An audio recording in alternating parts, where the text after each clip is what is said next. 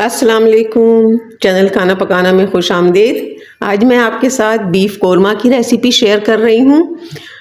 Beef korma देगी beef korma जैसा बिल्कुल दानेदार दावतों वाला बीफ कोरमा हम बनाएंगे। और इसके लिए मैंने तकरीबन 900 ग्राम मेरे पास जो है वो बीफ की बोटियाँ हैं।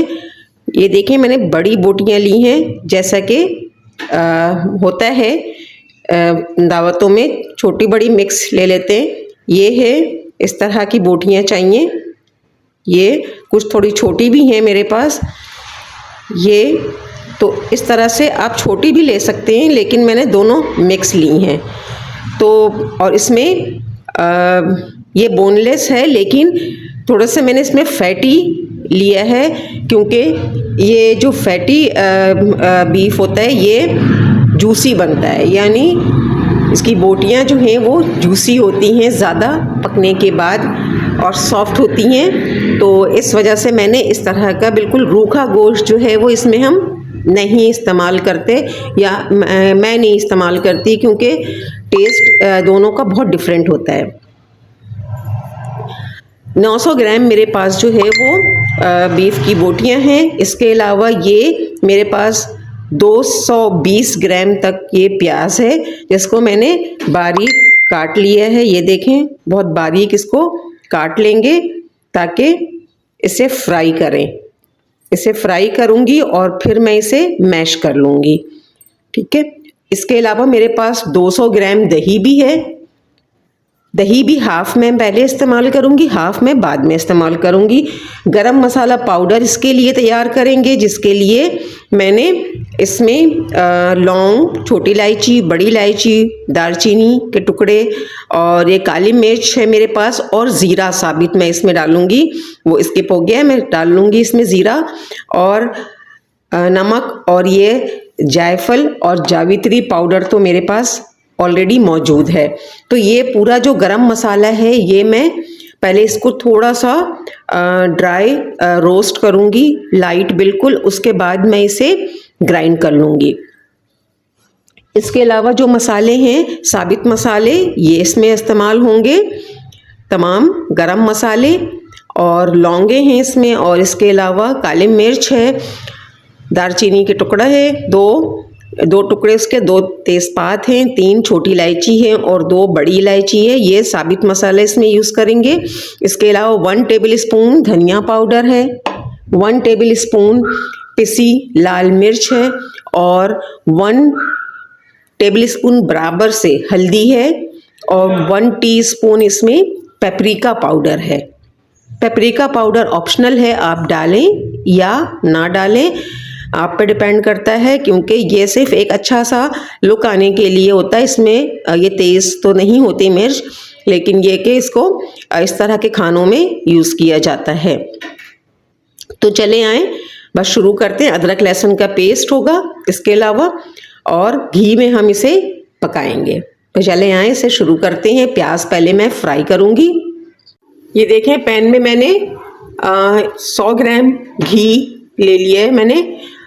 वैसे तो मैं इसमें थोड़ा ज़्यादा घी लेती, लेकिन मैंने 100 ग्राम इसलिए लिया है कि मेरे पास थोड़ा सा जो गोश्त है वो फैटी है, और इसके अलावा दही भी 200 ग्राम है, तो उसमें से भी ऑयल आता है, क्योंकि कोरमे में घी को या ऑयल को जो है वो सालन में नज़र आना चाहिए, तो ही इसका लुक भी आता है और टेस्ट भी आता है।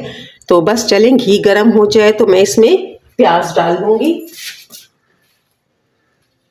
घी के गर्म होते ही इसमें प्याज डालेंगे, और प्याज को मैं लाइट ब्राउन जो है वो फ्राई करूँगी। ये घी गर्म होते ही मैंने इसमें प्याज डाल दिया है। इसके लिए प्याज बारीक काटें ताकि ये अच्छी तरह से फ्राई हो। ये देखें, इसे बिल्कुल लाइट ब्राउन जो है वो मैं फ्राई कर लूँगी।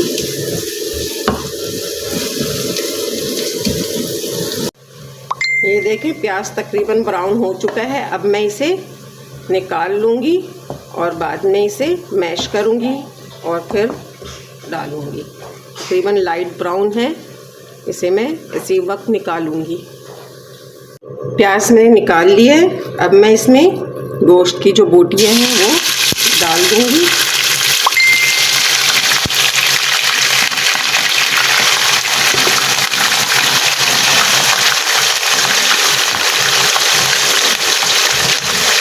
और साथ ही मैं इसमें ये जो साबित गरम मसाले हैं ये भी इसमें ऐड करूंगी और इसे ये देखो इसे अच्छी तरह से ऑयल में या घी में जो भी है। अच्छा, इसमें एक चीज़ और भी है कि अगर आप घी में नहीं बनाना चाहें तो आप ऑयल में भी बना सकते हैं, इसमें कोई ऐसा मसला नहीं है। ये तो आप पे डिपेंड करता है कि आप किस में जो है वो रेसिपी बनाना चाहते हैं या आपके घर में क्या यूज़ होता है। तो यूजुअली खाने की दूसरे जो रेसिपीज़ हैं उनके लिए तो ऑयल का ही इस्तेमाल होता है, लेकिन कुछ ख़ास जो डिशेस होती हैं और स्पेशली जो वो देगी टाइप डिशेस होती हैं उसके लिए ज़रूरी होता है कि घी, क्योंकि वो बनती ही घी में है, इससे इसका टेस्ट भी डेवलप होता है घी में, तो इसी वजह से घी का इस्तेमाल होता है। और स्पेशली वो रेसिपीज़ जब हम दावत के लिए बना रहे हों तो उसमें तो बिल्कुल टेस्ट जो है वो वही आना चाहिए जो कि टेस्ट होता है। अच्छा, ये देखें गोश्त का कलर जैसे ही चेंज होने लगेगा ना ये इस वक्त मैं इसमें थोड़ा सा जो है वो दही इसमें हाफ़ मैं ऐड करूँगी। जैसे ही ये गोश्त का कलर चेंज हुआ मैं इसमें थोड़ा सा फ्लेम को हाई करूँगी, यानी कि मीडियम पर लेके आऊँगी और इसमें मैं दही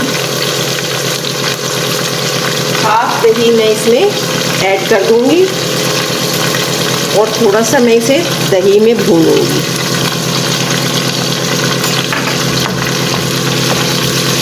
ये देखिए, कोशिश मेरी यही होगी कि इसमें पानी का इस्तेमाल ना हो, बल्कि ये दही में ही गोश्त जो है वो गल जाए। अगर ज़रूरत होगी तो इसमें 1 कप या हाफ़ कप पानी यूज़ करेंगे, वरना दही का पानी होगा।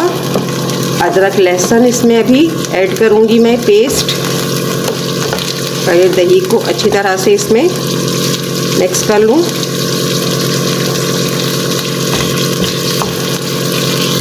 दही में मैंने इसको तकरीबन 3 से 4 मिनट पका लिया है। अब मैं इसमें ये देखें अदरक लहसुन का पेस्ट 1 टेबल स्पून और तकरीबन 1/4 टेबल स्पून मैं इसमें ऐड करूँगी और इसे भी इसमें मिक्स करूँगी और इसे भी मैं 3 से 4 मिनट इसको भी पकाऊँगी मीडियम फ्लेम पर। 3 से 4 मिनट मैंने इसे पका लिया है। अब मैं इसमें ये सारे मसाले ऐड कर दूंगी और साथ ही मैं इसमें नमक भी ऐड करूंगी।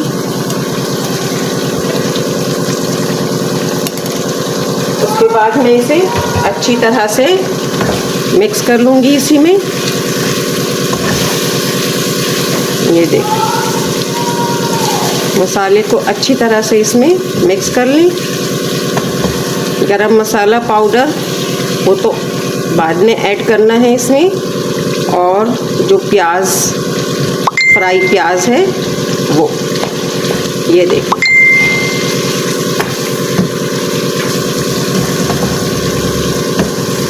इसका कलर देखें, इसकी भुनाई अभी होगी, थोड़ा सा इसकी भुनाई करेंगे और फिर उसके बाद इसको कवर कर देंगे गलने के लिए, गोश्त को पकने के लिए।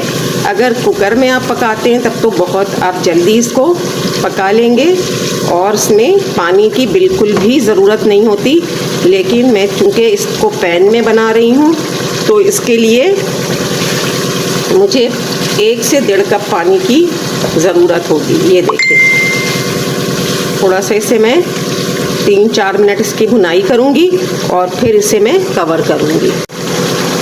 तो देखें 3 से 4 मिनट मैंने इसकी भुनाई कर ली है अब मैं इसे कवर करूँगी और मुझे ऐसा लगता है कि इसमें पानी की ज़रूरत है, तो मैं इसमें 1 कप पानी ऐड कर रही हूँ। ये 1 कप पानी ऐड करने के बाद मैं इसे कवर कर दूँगी और फ्लेम को बॉयल आने के बाद मीडियम टू लो कर दूँगी।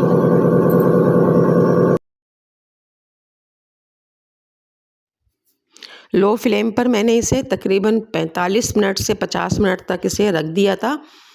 तो अब देखें कि ये गोश्त तकरीबन गल चुका है और पानी भी खुश्क हो चुका है। अब मैं इसमें दही में जो मसाला मौजूद था मेरे पास, यानी गरम मसाला, काली मिर्च पाउडर, गरम मसाला जो मैंने बनाया था वो, और थोड़ा सा काली मिर्च पाउडर मैंने इसमें और ऐड किया है। तो वो मैं इसमें दही में मिक्स करके मैंने इसमें डाल दिया। और अब मैं इसमें जो मैंने प्याज को ब्राउन किया था उसे अच्छी तरह से मैश कर लिया है और मैं उस प्याज को इसमें ऐड कर रही हूँ ताकि इसकी अच्छी सी दानेदार ग्रेवी बने।